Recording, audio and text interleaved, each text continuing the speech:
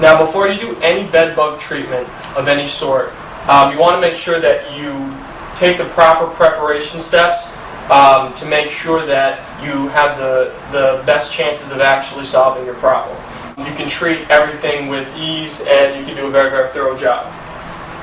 Okay, now, when you're preparing for treatment, what you should have is some plastic bins, as many as you think you need in order to store the stuff that's actually in the room that's going to be treated, as well as clear plastic bags. Now, the reason they're clear is because you're actually going to be living out of some of these bags for the next couple of weeks, so it just makes things easier if you can see what's inside the bags. Again, we have a clear plastic bin so that you can see what's inside of them. Okay?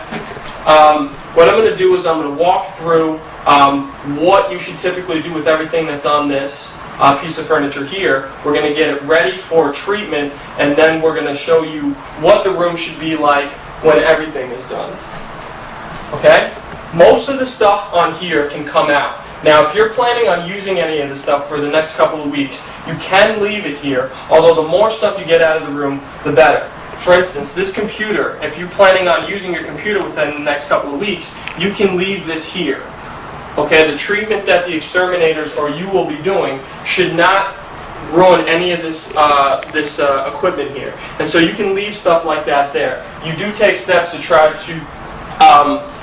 see if there's anything in here, as well as remove any potential eggs or bed bugs that are on there. So what I'm going to do is I'm going to walk through, just take some stuff, put it in bins, put it in plastic bags, and we'll go from there.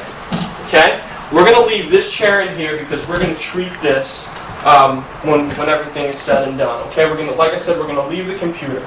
Any clutter, such as these papers, should absolutely be inspected and vacuumed before you end up bringing these back into the room, okay? And you can vacuum these before you put them in the bin, or you can put them in the bin, seal them, and before you reintroduce them into the room, if you're not planning on getting rid of them, they should be vacuumed and inspected at that point.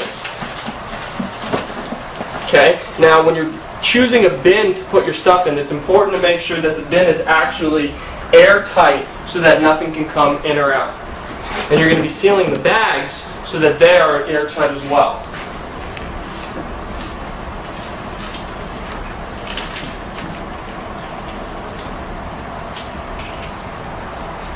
Now, while you're doing this, you can also keep an eye out for any potential bed bugs. If you're doing treatment, it'll give you a good idea of where you really need to concentrate your efforts, or if an exterminator is doing it, it's something that's good to communicate to the exterminator as well.